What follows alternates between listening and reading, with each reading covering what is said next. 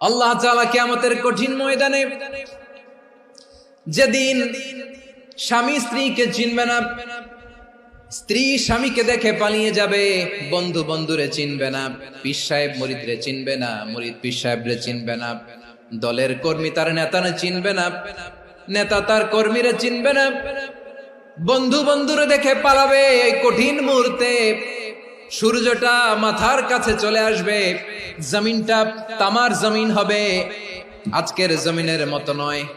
মানুষ ঘর্মাক্ত, ক্লান্ত, শ্রান্ত মাথার মগজগুলো কানের ছিদ্র আর নাকের ছিদ্র দিয়ে বেয়ে বেয়ে পড়বে।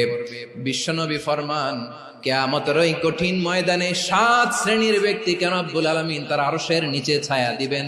তার মধ্যে প্রথম শ্রেণীর ব্যক্তি হলো ইমামুন আদিল, যে ইনসাফের সাথে বিচার করে, যে জাস্টিস সমাজে সার্ভ করে।